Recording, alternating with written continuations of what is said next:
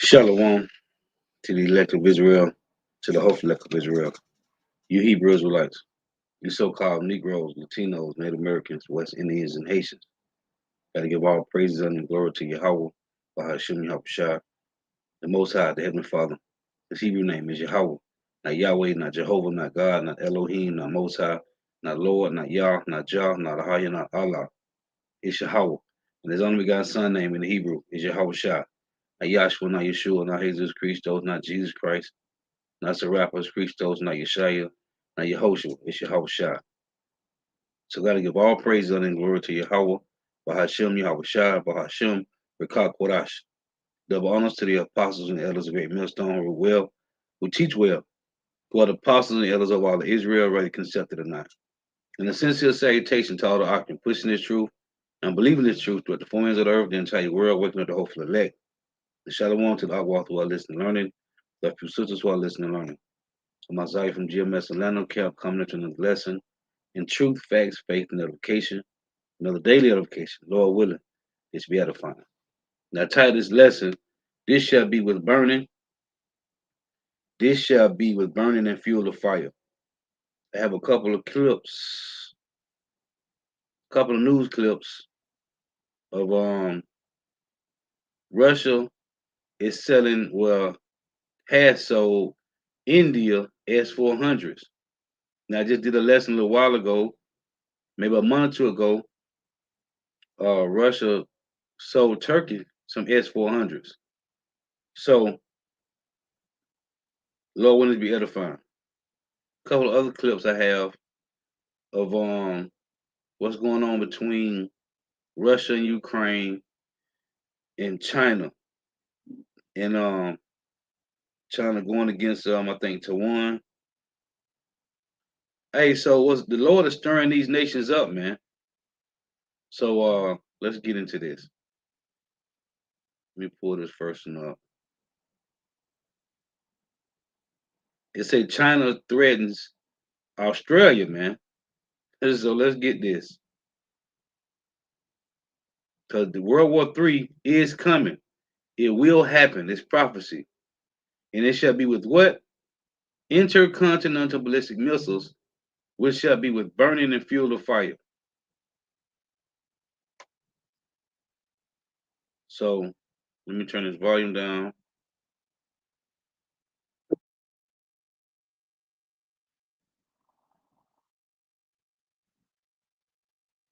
Lord willing, this be edifying. Make sure it's sharing.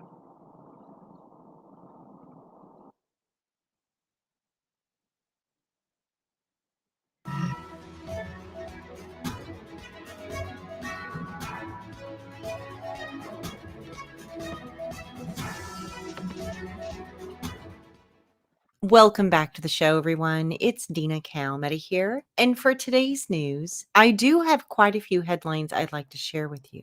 And I'd like to start with China. Apparently, Chinese state media has issued a threat to Australia, claiming that the nation could suffer a deadly attack and that they had better prepare for sacrifice. The report goes on to read, China has issued a chilling warning to Australians, declaring a heavy attack would quickly follow if Australian forces came to the defense of Taiwan. In explosive comments published in the Chinese tabloid The Global Times on Saturday, the editor-in-chief was blunt in his analysis of Australia's promise to come to Taiwan's aid should U.S. allied forces get involved in the conflict, stating that if Australian troops came to fight in the Taiwan Straits, it is unimaginable that China won't carry out a heavy attack on them and the Australian military facilities that support them. So Australia had better be prepared to sacrifice for Taiwan Island and the U.S. These ominous words are believed to be connected to comments made by Australia's Defence Minister Dutton on Friday, where he stated that Aussie troops would step in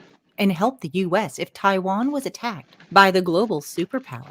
In the eyes of Mr. Dutton, the move would leave Australia in a global position of strength. He said that China's been very clear about their intent to go into Taiwan, and we need to make sure that there is a high level of preparedness, a greater sense of deterrence by our capability. And that is how I think we put our country in a position of strength.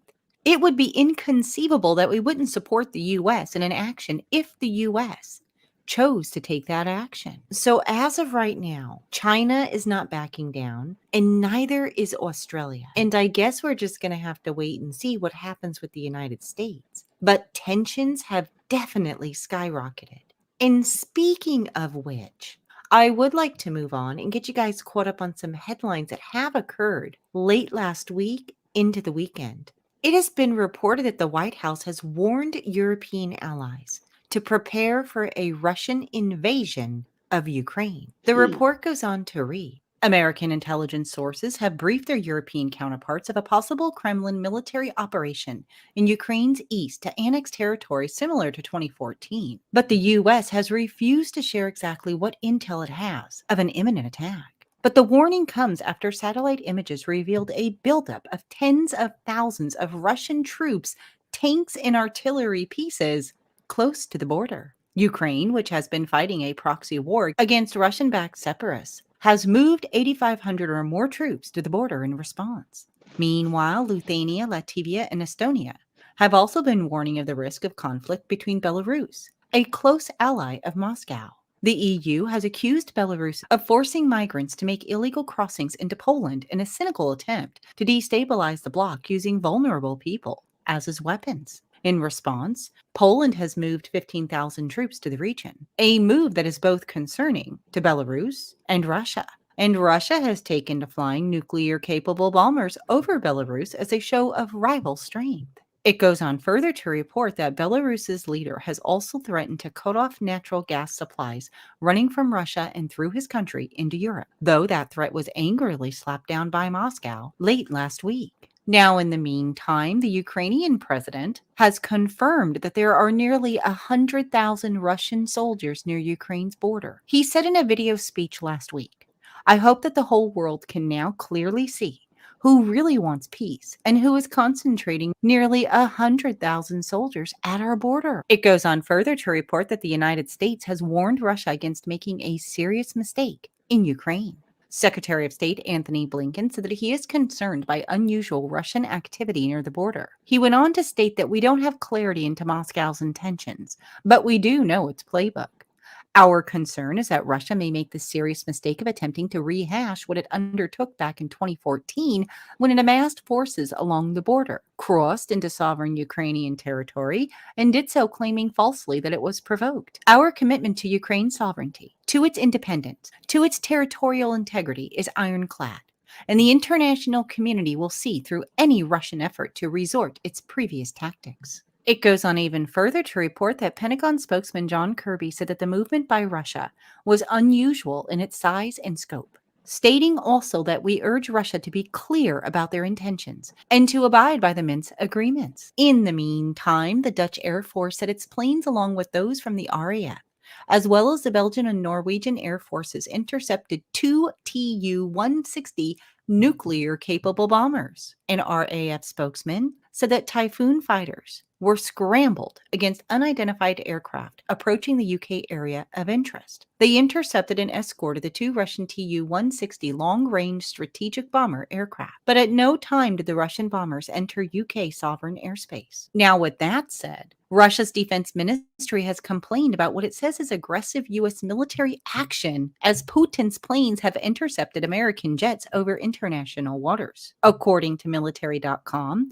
the U.S. Sixth Fleet took issue with Russia's criticism and called the interactions with the Kremlin's jets safe and professional. It goes on further to report that on Friday, the French foreign minister and the defense minister met their Russian counterparts in Paris in a bid to calm tensions. The 2 French ministers shared their concerns about the deterioration of the security situation in Ukraine and clearly warned of serious consequences related to any new harm to Ukraine's territorial integrity. But on the same day, The Russian Defense Ministry condemned the U.S. and NATO for their own actions in the region, stating that we view the U.S. aggressive military activity in the Black Sea region as a threat to regional security and strategic stability. The ministry went on to state that the NATO countries that are holding unscheduled drills in the Black Sea have intensified air reconnaissance near the Russian borders. The true goal of the U.S. actions, unprovoked by Russia, are to study the theater of military operations in case of the use of force scenario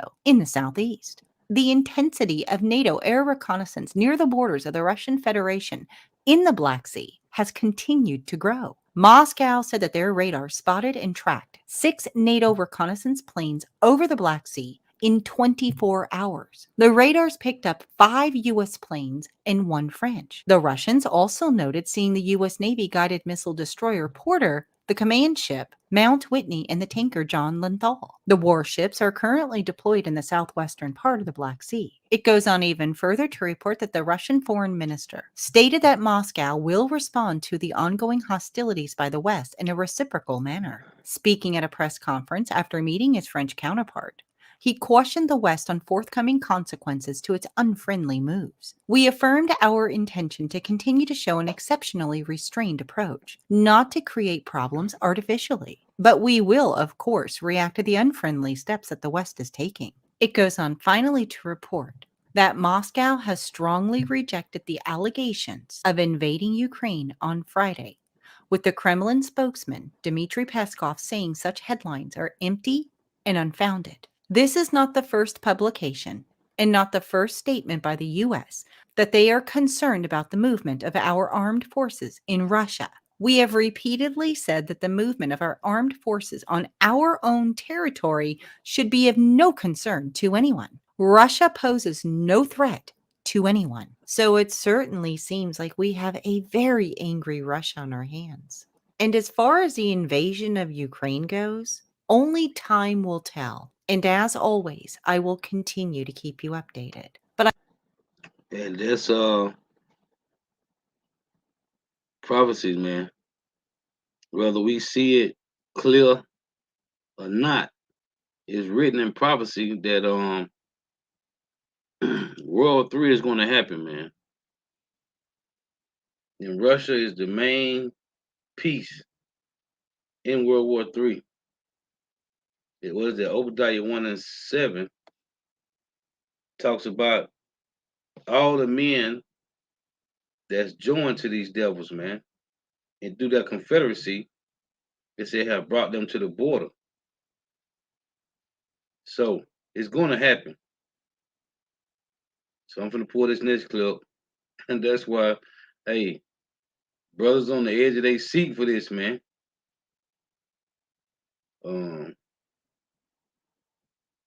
Let me get this one.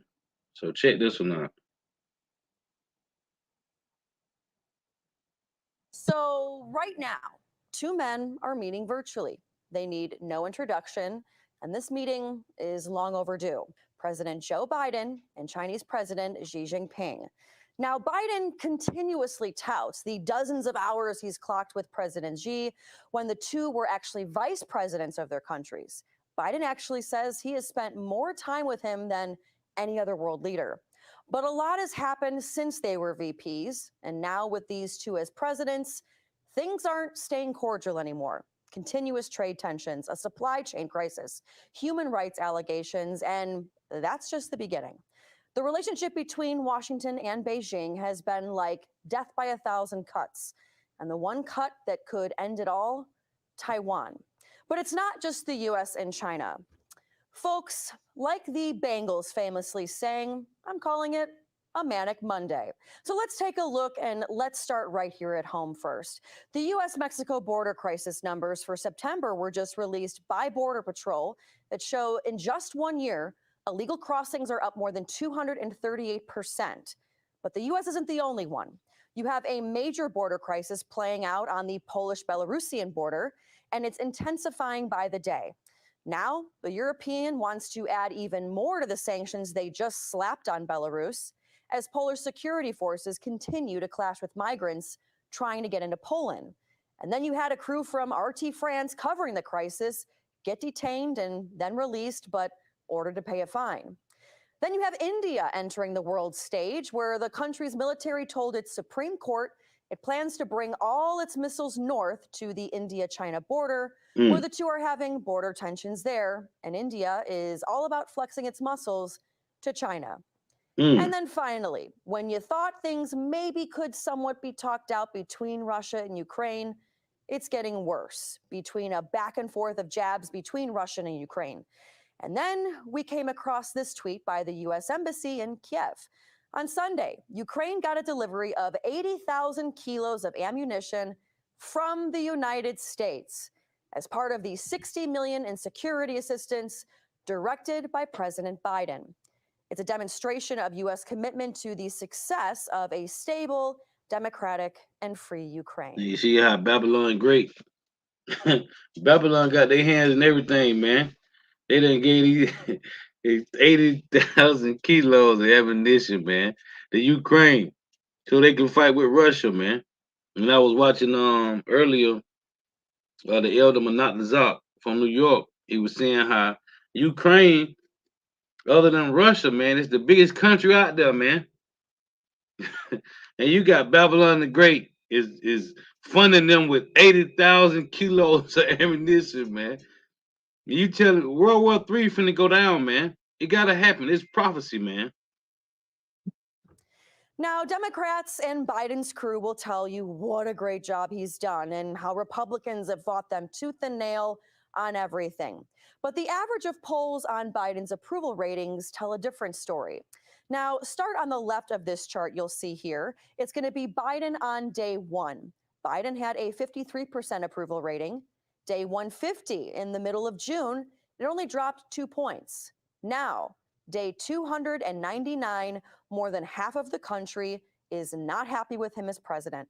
And honestly, folks, it makes perfect sense.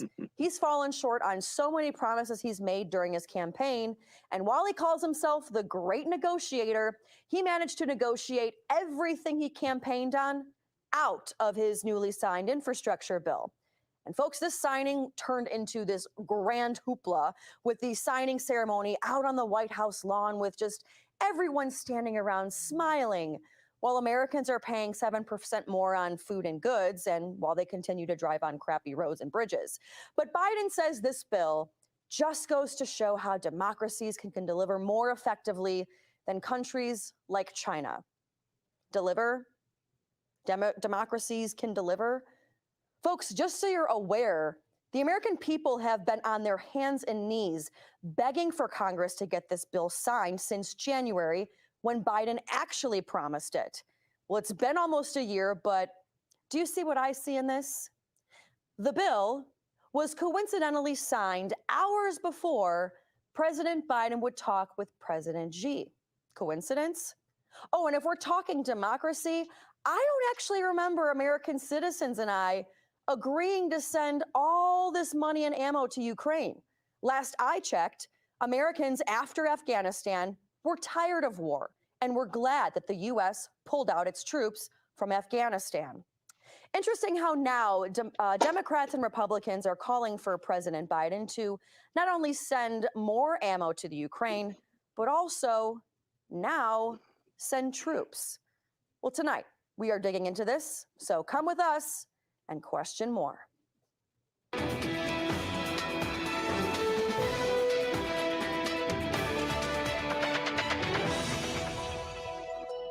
And here are the stories we are digging in for you this evening. Russia lashing out at reports of a troop buildup near Ukraine, and now NATO is getting involved in the situation. We've got a full update and analysis straight ahead. Plus, a country on edge as we await a jury's decision against accused Kenosha shooter Kyle Rittenhouse. We're following the latest developments there for you. And finally, the latest on the European migrant crisis taking place on the Poland and Belarus border. Find out what landed two of our very own journalists in police custody. We've got an update from the ground. As the U.S. warned its allies that Russia may be getting ready to invade Ukraine, Moscow says that the fears are unwarranted and that it's actually Washington that is raising tensions in the region. RT's Alex Mihailovich has the story for us. Washington is sounding the alarm. warning its partners that Russian troop movement could mean that Moscow is planning an attack. We are concerned with the reports of the unusual Russian activity near Ukraine. We're looking at this very, very closely. According to Kiev, Russia has amassed 100,000 soldiers near its border with Ukraine, as well as heavy equipment, including tanks like these. In response to Russia's military maneuvers on its own territory, earlier this month, the White House sent CIA Director Bill Burns to Moscow, where he met with Kremlin officials. According to insiders, his visit was meant to deter any plans that Russia may have for an offensive by conveying that the U.S. is closely monitoring its troop movements. This week, the U.S. is planning on holding meetings with Ukraine's defense minister at the Pentagon. And notching things up, the U.S. is also sending arms to Ukraine, according to a tweet from the U.S. Embassy in Kiev. On November the 14th, Ukraine received the delivery of approximately 80,000 kilos of ammunition from the U.S., part of the up to $60 million in additional security assistance directed by President Biden to Ukraine in August. It is a demonstration of America's commitment to the success of a stable, democratic, and free Ukraine. Now NATO has also added its 2 cents, echoing Washington. We have seen large and unusual concentrations of Russian forces close to Ukraine's borders, similar to Russia's buildup in Crimea and the Black Sea region earlier this year.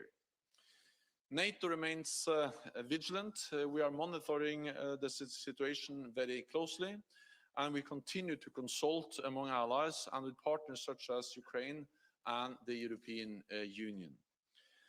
Any further provocation or aggressive actions by Russia would be of serious concern. Russia has denied that there is any plan for any kind of an invasion. Russia's deputy ambassador to the UN said that Russia has never planned, never did, and is never going to do it unless we're provoked by Ukraine or by somebody else. In speaking to the Associated Press, Kremlin spokesperson Dmitry Peskov said, "Russia doesn't threaten anyone. The movement of our troops on our territory shouldn't be a cause for anyone's concern." However, Russia says that there should be concern over US and NATO troop movement in its neighborhood. Here's President Vladimir Putin. Indeed, the United States and its NATO allies are now conducting unplanned, I want to emphasize, unplanned exercises in the Black Sea. Moreover, not only a fairly powerful ship group has been formed, but aviation is also used in the course of these exercises, including strategic aviation.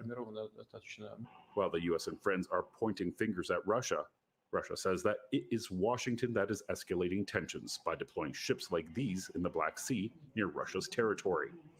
NATO has carried out a number of large Black Sea drills in the past few months. While all eyes are on military moves by Russia and the West, some say that the issue at heart is more deeply based in economics than geopolitics. Tensions have been on the rise as the Nord Stream 2 pipeline moves towards operation. It will help Russia avoid transit through Ukraine as it moves nearly 2 trillion cubic feet of gas annually to Western Europe, a market that the US was hoping to get a bigger share of. For RT, I'm Alex Mihailovich. And joining us now for his perspective, we are joined by former Pentagon official Michael Maloof. Very interesting. Alex just, he talked about the military movements, but then you hear the economy and Nord Stream 2. What do you think is going on here with all this? Well, I think it's the United States trying to politically put added pressure to contain Moscow, contain Russia. For the United States to say that they were concerned about Russian troop buildups on its own territory is laughable when it's really in reaction to all of the activity going on in the Black Sea. I mean, it's been very, very aggressive in terms of its presence. Unscheduled, as Mr. Putin says. These are supposed to be announced, and so that people don't get in each other's way. Now, I understand that to try and show an effort to downgrade any tensions, it's my understanding that Mr. Putin basically overrode his defense ministry and saying, well, let's just move our own ships in there and conduct our own exercises unannounced and basically interfere in theirs. And he said no. So he's trying to de-escalate a very dangerous situation. I think it's political. We're seeing the neocons within this administration, particularly from Victoria Nuland to Sherman to Blinken himself. They're pushing this agenda, and you had Austin going over to Georgia and to Ukraine, talking about basically trying to get them to join NATO, which is a red line for Moscow. And so this assertiveness by the West at this point is to try and get Ukraine ultimately, I think, into NATO, and it's going to create all other kinds of issues. And there are autonomous regions in Ukraine that legitimately have been offered some form of autonomy, but Ukraine itself is in violation of the Minsk agreement. That they and their fingers are being pointed at Moscow for violating Minsk agreement. When asked, well, where's the violations? Nobody can answer that. So it's bizarre what's going on here. And I think, once again, the United States is trying to reassert itself as a result of the abysmal failure in Afghanistan, to try and reassert itself. And it's interesting because, again, when I came across that tweet, and again, it's all of this is promoting democracy and what have you. But like I said, I don't remember the American people signing on to this. Everyone was very happy about us finally getting out of Afghanistan. Then you see we're sending 80,000 kilos of ammo. I mean, you can't look at that and say, oh, that's, they didn't pick a side and Moscow shouldn't be angry about that. I mean, that seems kind of like an agitation kind of a move. Well, it's basically a self-fulfilling prophecy. If you want a conflict, you're going to get it by doing this. And somewhere along the line, there's going to be a real screw up. And then the hostilities are on. And I think that Moscow is saying, look, we're not out for a war. And it's almost as though there's agitating by particularly led by the West to do it. You don't have other NATO countries really gung-ho about wanting to confront Moscow. And I mean, this is bizarre. Yeah, and it seems like the United States, I mean, obviously we know that we love having wars because wars make money. But what do you foresee playing out with this whole situation, especially now with all this ammo being delivered? Democrats and Republicans saying, hey, maybe we should send troops there because somebody's going to get paid at the end of that. But I mean, that doesn't sound like something good. Well, I think it could just peter out on its own, because at some point, if Moscow doesn't respond with and it says it's not going to send troops or anything over, then that's fine. I think what could happen is Ukraine could initiate a shooting war, and they're sending drones now over the conflict areas, and that's against the Minsk agreement. And so they're in violation themselves. And you got to keep in mind that the government that's in there came in under a coup, so of a legitimate, democratically elected government. So we got the U.S. speaking out of both ends of its mouth here, and this doesn't bode well. And I remember a long time ago when Mr. Putin said, when we invaded Iraq, he says, "This is your version of American democracy. We don't want any part of it." Well, it's going to be interesting to follow, because we talked about this on Friday, and it seems like escalations, tensions have gotten worse. And if you're bringing all of these arms, you're bound to have a greater conflict, and the arms are becoming more lethal. You got javelins in there now. You're getting all of this other ammunition, and you're going to have the political pressures to bring Ukraine as well as Georgia into NATO, and that's going to really create tensions. Well, we will be following this story as well as your analysis along with it. Michael Maloof, thanks so much. Thank you. So you see, man, this thing is This thing is heating up, man. So I got one more, and I'm gonna get a couple precepts. So I'm gonna pull this last clip. So check this out.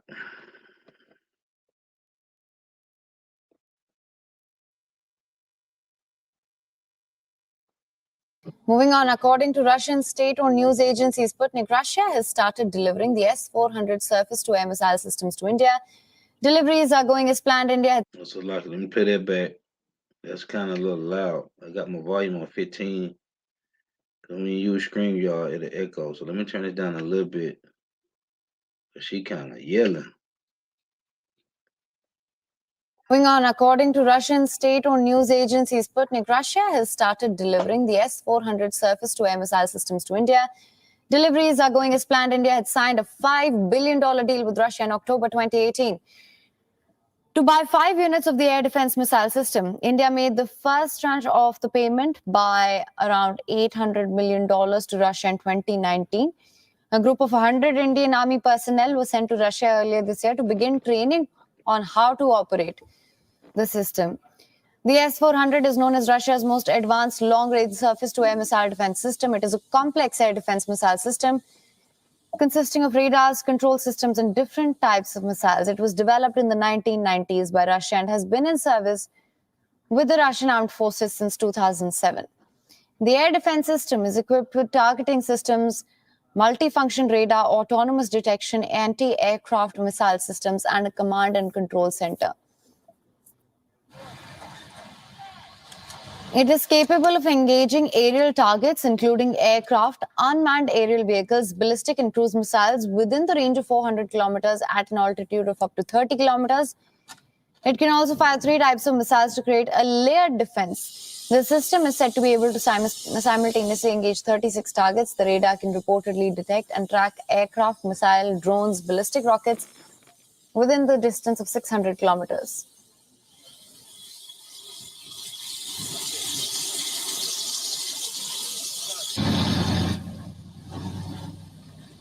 WION is now available in your country. Download the app now. So there it is, man.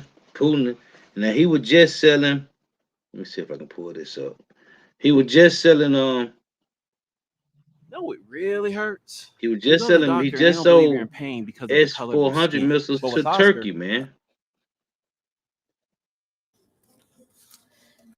So let me play this one. Let me go back. Come back to me.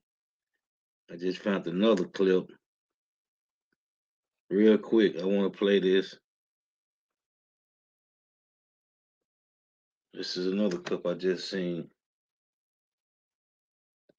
And they tell you in Ezekiel 38 that Russia would be a god to the other nations, man.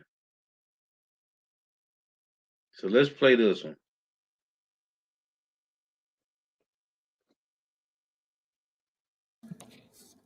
Is Vladimir Putin planning an incursion into Ukraine?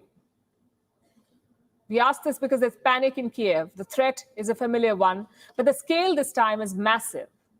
Let me show you satellite images. They were taken last week. This is the Russian town of Yelnya, about 260 kilometers away from the Ukrainian border. Russia has sent armored units, tanks, and self-propelled artillery to this site. It has also sent 90,000 soldiers, 90,000 Russian soldiers, or so Ukraine claims. Kiev also says that Russian soldiers have been conducting drills in the region. After the above-mentioned command and personnel drills were over, units and divisions of the 41st Army remained in the European part of Russia, next to the town of Yelna in Smolensk region at a distance of about 260 kilometers from the Ukrainian state border. It should be noted that the Russian Federation periodically resorts to the practice of transferring and accumulating military units in order to maintain tensions in the region and put political pressure on neighboring states. Russia has stationed highly trained soldiers near Ukraine. Reports say Moscow has sent the first Guards tank army to Yelnya. Now, this is a highly specialized force. It can conduct a range of operations from counterinsurgency to mechanized warfare. They're well equipped. Usually, Russia gives any new weapons it has to the First Guards Tank Army first. Now, this force is being deployed against Ukraine. Tells you how serious the situation is. Ukraine is doubling its deployments near the border, but that may not be enough. It has sought America's support. Officials from Kiev have paid a visit to Washington, D.C. They met with U.S. Secretary of State Antony Blinken. The Biden administration has expressed concern. The United States says it will come to Ukraine's defense if Russia escalates the situation. We don't have clarity into Moscow's intentions, but we do know its playbook. The United States' commitment to Ukraine's independence, sovereignty, territorial integrity is ironclad. And that's something that I said again to Dmytro today. It's a position that will not change. We stand with Ukraine. The U.S. says it stands with Ukraine, but it's on the back foot because the U.S. also admits that it doesn't know what Putin wants. America's European partners are not going to like the sound of this because even Europe is struggling to decode Putin. The European Union faces its own challenges with Russia. This battle is over energy. Russia has been accused of holding back natural gas supplies, and this is hurting Europe.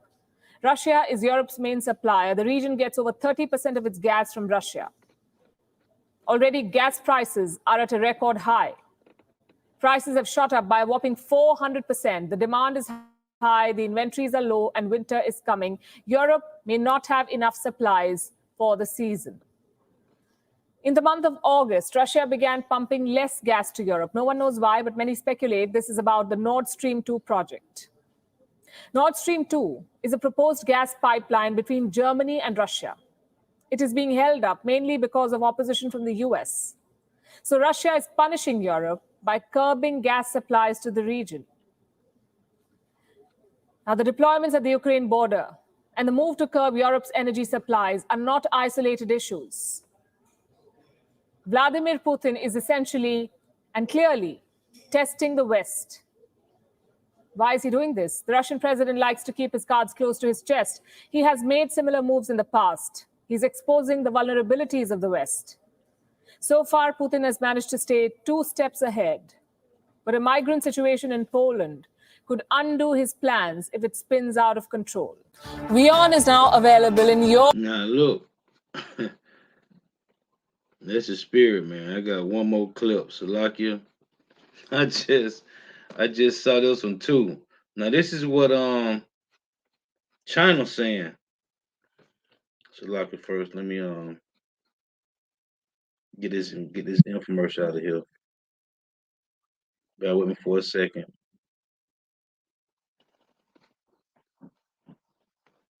So let me pull this. Hey, cause these things, hey, it gotta happen, man. It gotta happen. So look at this. I'm just gonna show the front of it, play the front clip, cause it's like 22 minutes. I'm not gonna play none of this. So look at this.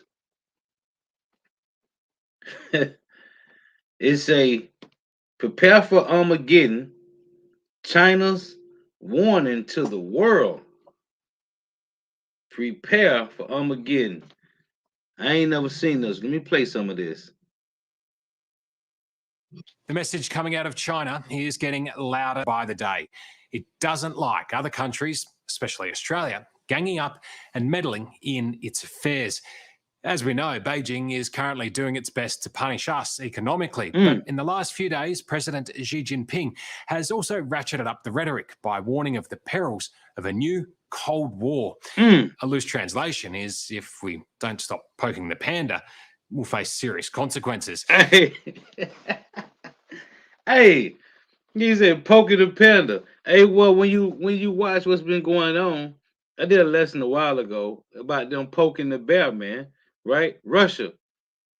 Hey, this is very spiritual, man. Poking the panda. And they poking that grizzly bear at the same time, man. What they think gonna happen, man? Now, it's worth taking that threat seriously because Xi controls the largest military force in the world. And as one of his supporters cautions tonight, the cost of conflict with China could be Armageddon. Hey, and I be prospect saying as this all the time, man.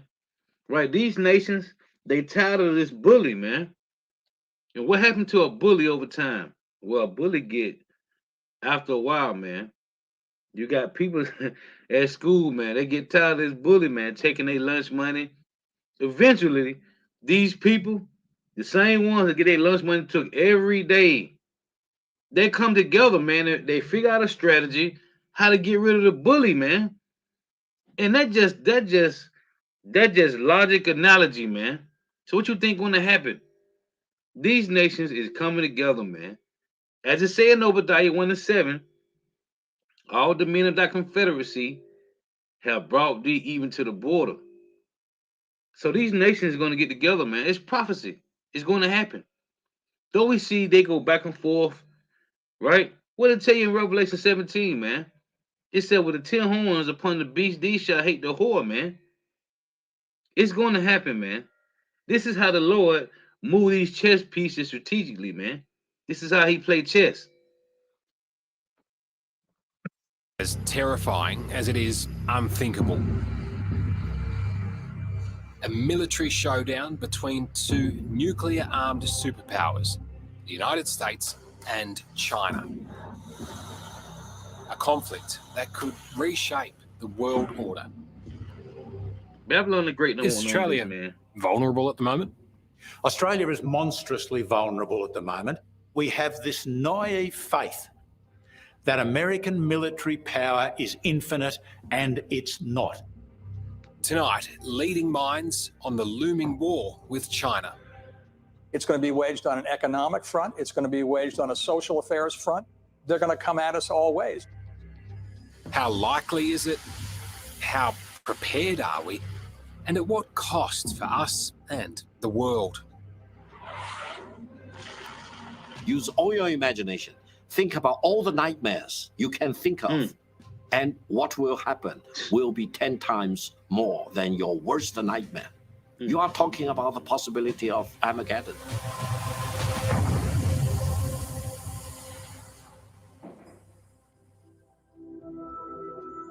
Taipei is a modern Hey, that's all we need, man. That's all we need, man. That's all we need from that, man. You see what's going on? Babylon is gonna have to. Hey, they're gonna have to come out the woodwork, man. And that's why we keep saying, man, arise and depart, for this is not your rest, man. It's gonna get ugly here. I want to get this. This is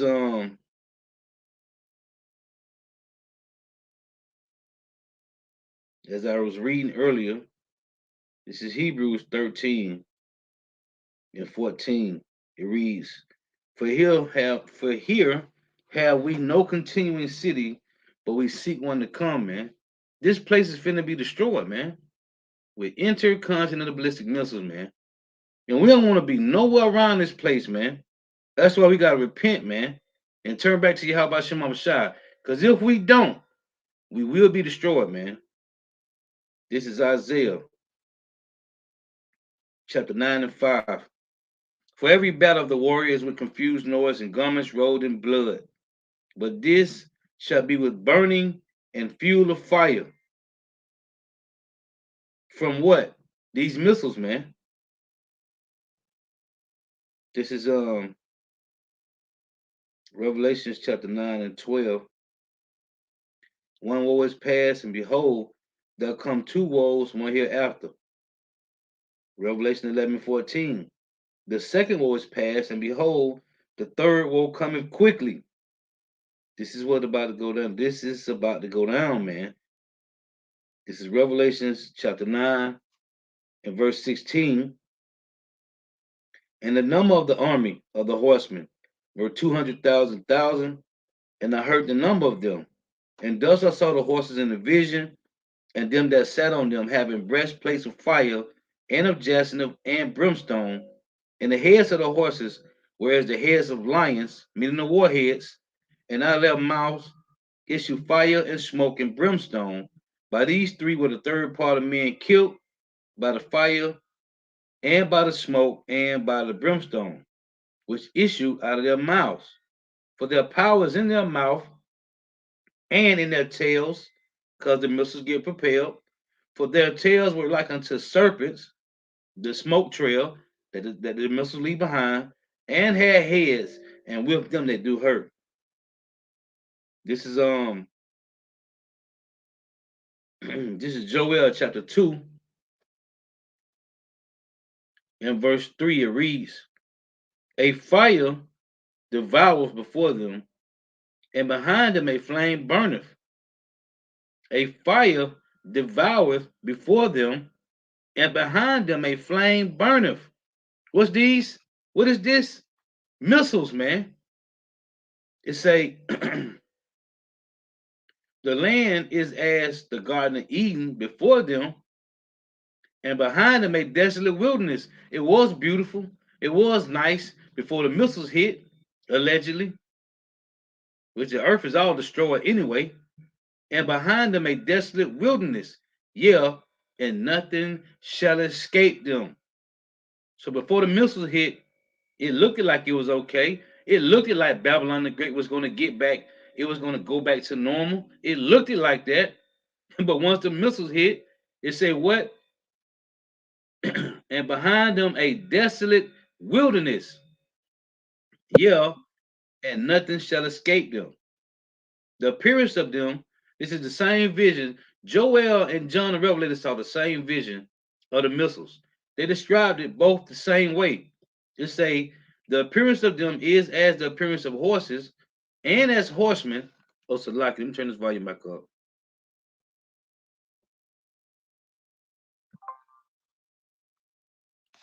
It said appearance of them is as the appearance of horses and as horsemen, so shall they run.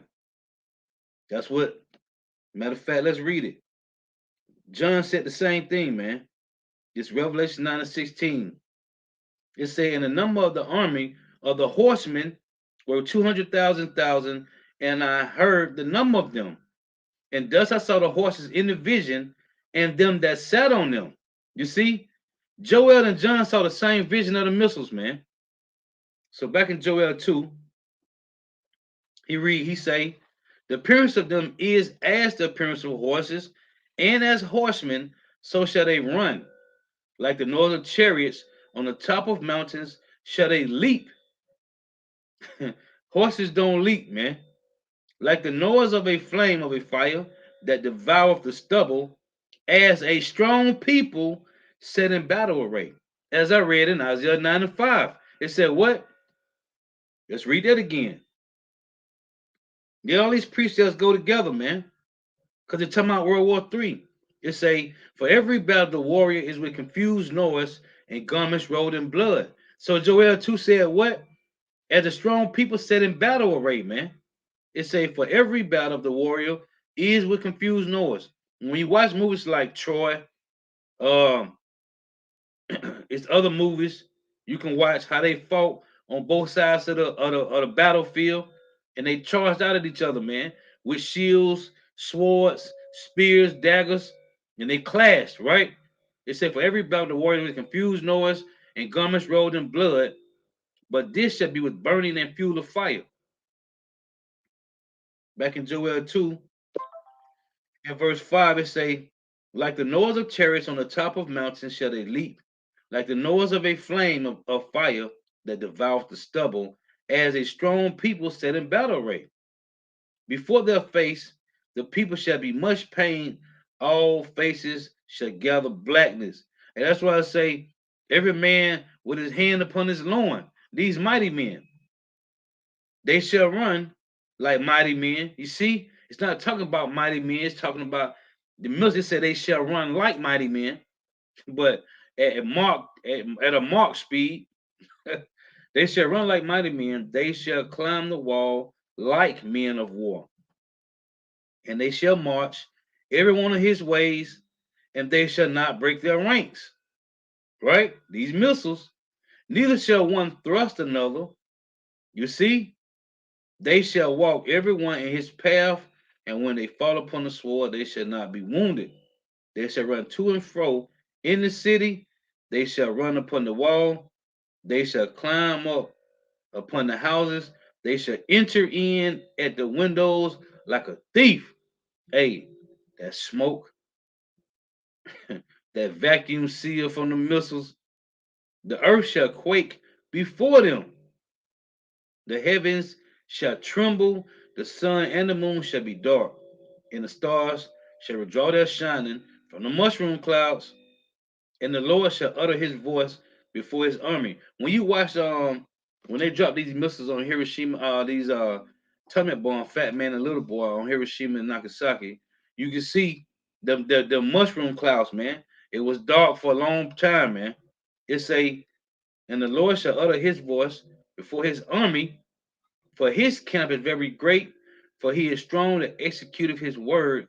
For the day of the Lord Yahweh is great and very terrible, and who can abide it? It say this is the Lord's camp, right?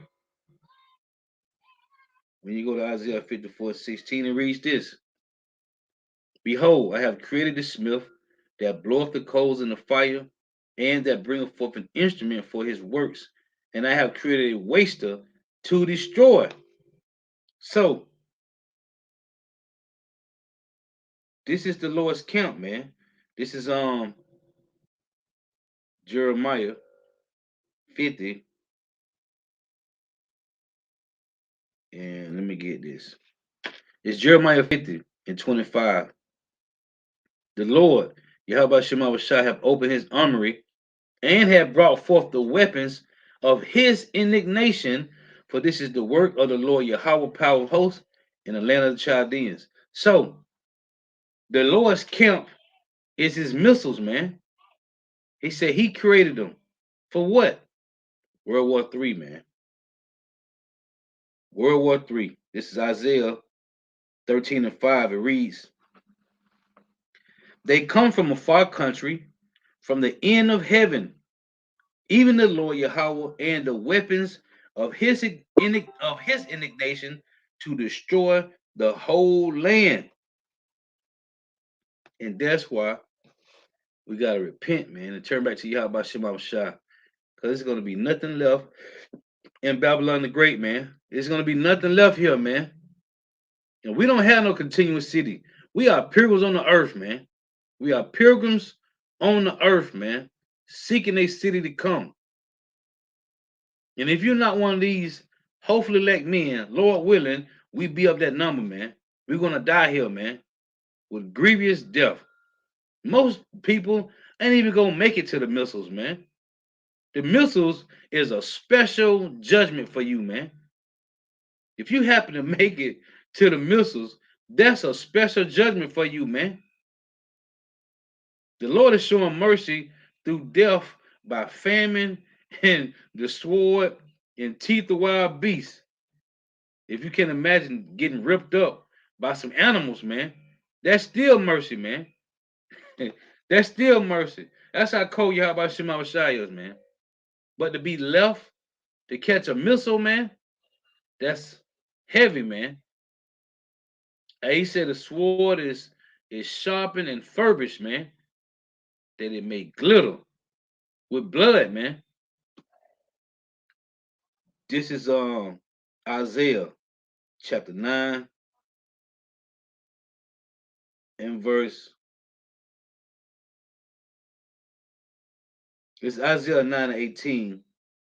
It reads, For wickedness burneth as the fire, it shall devour the thorns, it shall devour the briars and thorns, which is 2/3 of Israel, and shall kindle in the thickets of the forest, and they shall mount up like the lifting up of smoke. You're talking about you Jakes, man. You 2/3 Jakes and these heathens, man. Right? It say, through the wrath of the Lord Yahweh of hosts is the land darkened, and the people shall be as the fuel of the fire. No man shall spare his brother, man. And the people shall be as the fuel of the fire, man. The Lord is saying your body will be kindled as a fire, man. Bodies on top of bodies, man. And when you read Obadiah 1:18, it said the same thing by Esau Edom, man. The Lord is going to have a big bonfire with 2/3 of Jakes, man. That's a grievous death, man. And that's if you get past the teeth of wild beasts, your neighbor coming and take what you got, because they've been watching your ass when you bring groceries home. If you make it past that, if you get past the lion and the bear and the serpent, that when you read Amos 5 and 18, if you make it past those 3 calamities, if you make it past that, you still gonna die a grievous death, man, from these missiles.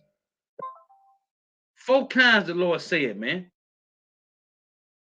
The Lord have judgments, man.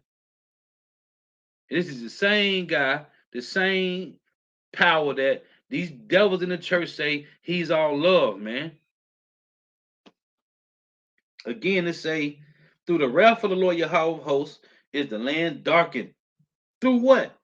Missiles, smoke, man, judgment, righteousness.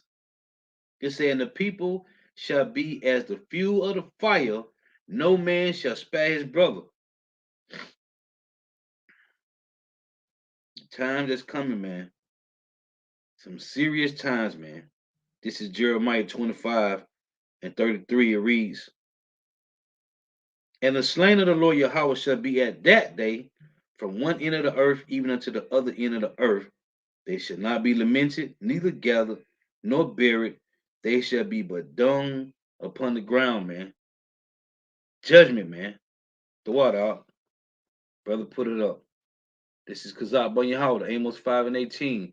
Woe unto you that desire the day of the Lord Yahweh. To what end is it for you? The day of the Lord Yahweh is darkness and not light. As if, it's not going to be no lions and bears, man. But it is going to be lions and bears out here.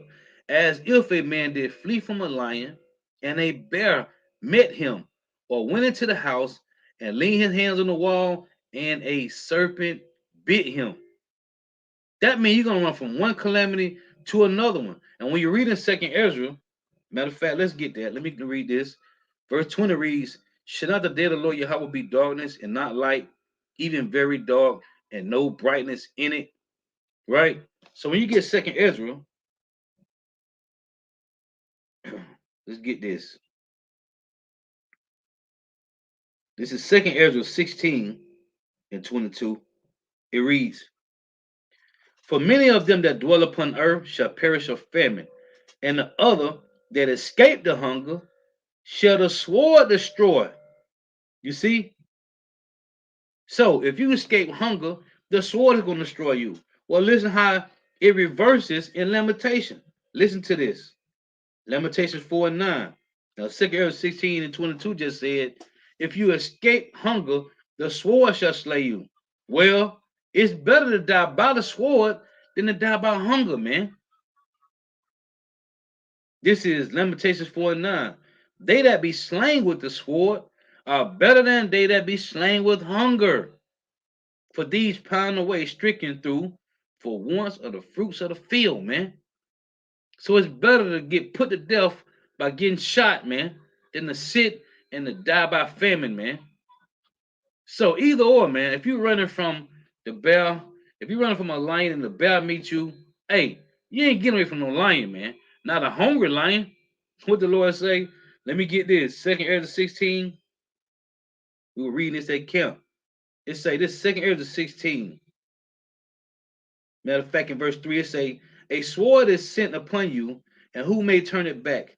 A fire is sent among you, and who may quench it? Plagues are sent unto you, and what is he that may drive them away? May any man drive away an hungry lion in the woods, or may anyone quench the fire in stubble when it begin to burn? May any man drive away an hungry lion in the wood? If a lion, listen, that's not talking about lions and bears, saying you ain't gonna be able to get away from one calamity to another. But if it is a lion chasing, you think you can get away from a lion, man? This is the Lord, man. The Lord is cold, man.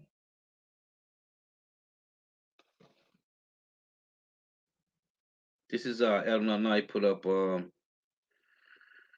19:29. It reads, be ye afraid of the sword, for wrath bringeth punishments of the sword. that ye may know there is a judgment. Right. And what the Lord said in Psalm 7, it said the Lord, matter of fact, let's read that. Let's read that. That's a beautiful precept, brother. This is Psalms chapter 7 and 11. It reads, it say, power judges the righteous, and power is angry with the wicked every day. So again, Job 19:29, be ye afraid of the sword, for wrath bringeth the punishments of the sword. The Lord say he angry with the wicked every day, man, that ye may know there is a judgment. Man. And when you go to Ecclesiasticus, I think that's 40. Let me check. This is Ecclesiasticus 40 in verse 5. It said what the brother just put up, wrath bringeth the punishments of the sword, man. This is Ecclesiasticus 40 in verse 5. Wrath and envy, trouble and unquietness, fear of death and anger and strife. In the time of rest, upon his bed, his night's sleep do change his knowledge. If you don't figure out about Shema Shah, you're gonna die a grievous death, man. It say, verse 9, it say death and bloodshed, strife and sword, calamities, famines, tribulations, and the scourge. These things are created for the wicked, and for their sakes came the flood. So you wanna, man, listen. We trying to get mercy, man. We're trying to get mercy, man. This is another one. This is Akazak Bar Yehuda. He put up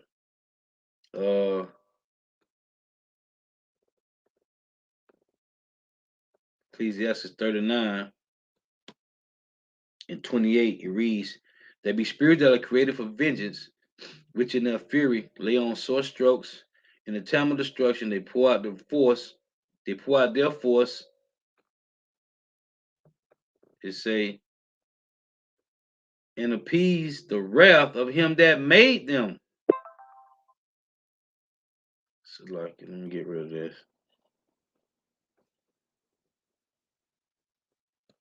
It reads, verse 29, fire and hail and famine and death. All these were created for vengeance. Verse 30, teeth of wild beasts and scorpions, serpents, and the sword, punishing the wicked to destruction, man. So if you happen to escape all that, man, teeth of wild beasts, the sword, famine, pestilence, because pestilence is going to play out too. A lot of J don't get destroyed by pestilence. If you happen to get past all that just to catch a missile, man, hey, the Lord was really hot with you, man. Like it say in Judges 2 and 14. It said the Lord was hot with all Israel. So these things are going to play out, man. World War III is about to play out, man. We just watching. What we waiting on? We waiting on Jacob's trouble, man. We waiting on the Quran to be made mandatory. We waiting on World War III, man. And they all playing out. They all playing out together right now, man. It's major famines around the earth. When you leave North America, there are famines around the world, man. There is pestilences going on around the world. And how crazy it is when you leave Babylon the Great, the medical system to get what's it called? Like healthcare. It's mostly free in these countries, man. When you leave North America, man. Healthcare, all need help getting whatever. It's mostly free when you leave North America. But guess what? That's what most all the peasants is going on there. Because the Lord's saving the best for last, man. Everything here is going to crash at one time, man. Everything here going to crash at one time, man. And that's why We got to repent, man. Because the Lord is serious, man. And he's still giving us time to repent, man. He's still giving us time. Let me get this. This is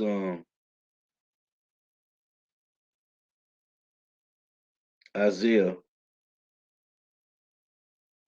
64:4. It reads, "For since the beginning of the world, men have not heard, nor perceived by the ear, neither have the eye seen, O power, besides thee, what he hath prepared for him that waited for him," man. We waiting on you. How about your mama Shah, man? Ain't no other way you gonna get out of here. Ain't no escaping. Ain't no going to do your own thing, man. We waiting on you. How about your mama Shah? Because we seeking a continuous city to come, man. Because if we don't fall into the care of Yahweh Shema Shah, we're gonna die grievous deaths, man. Then we're gonna have to come back in the kingdom as being reborn, man. And the scriptures say most of us on this side right now don't gotta see death, man. We don't have to be reborn, man. All we gotta do is fall into the order, man. Listen, we have a different DNA, man. We have a God gene. All we gotta do is tap back into every country. Every country have a grid, right? A power grid, a power source, right? To control, to have electricity. Well, we got our own, we have our own separate power source, man. We have our own power grid. It's Yahweh Shema Shah, man. All you gotta do is tap back into it, man. And you will be re-energized, man. We have our own power source, man. All we gotta do is tap back into it. If the Lord give you that spirit, man. Because the ones that can't tap back into this power source, they got to tap into the power source of Babylon the Great, which is about to burn out, man. It's about to burn out, and it's going to burn up. Hey, Lord, was edifying. Got to give all praise, honor, and glory to Yahweh. Bahashem Yahweh Shah. Bahashem Rukak Kodash. Double honors to the apostles and elders of Great Millstone who well, who teach well, who are the apostles and elders of all Israel, ready concepted or not. And the sincere salutation to all doctrine pushing this truth and believing this truth throughout the four winds of the earth, the entire world, waking up the hopeful elect. Let me read this brother precept. This is in his likeness Yahshua, they put up Jeremiah 5:22. "Fear ye not me, saith the Lord Yahweh. Will ye not tremble at my presence, which have placed the sand for the bound of the sea by perpetual decree that it cannot pass?" It say, "And though the waves thereof toss themselves, yet can they not prevail. Though they roar, yet can they not pass over it." And listen, I want to read this too, because Jake had totally forgot about the Lord, man. Well, let me pull this real quick. This is let me see. I think it's Isaiah 40.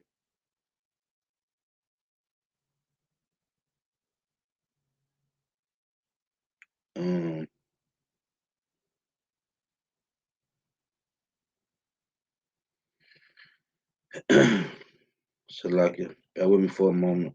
I was just reading this too. I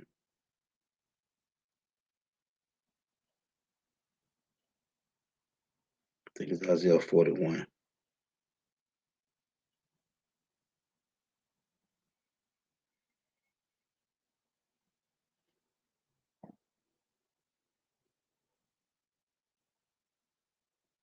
I forgot where it was at. When the Lord said that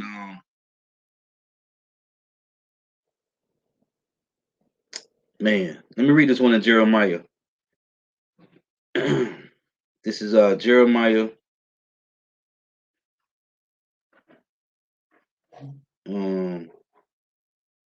chapter 2. The other than Isaiah, when the Lord said that how Israel had forgot him. No, Israel said the Lord had forsaken us. This is Jeremiah 2:33. It reads, no, Jeremiah 2 and verse 32. It say, "Can a maid forget her ornaments, or a bride her attire? Yeah, my people have forgotten me days without number." Let me find this real quick. I want to close with this. The Lord had did it. Could Jake say, The Lord hath forsaken us.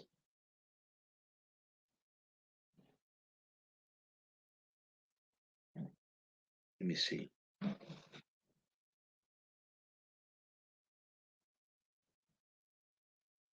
I know it's in Isaiah, if I ain't mistaken.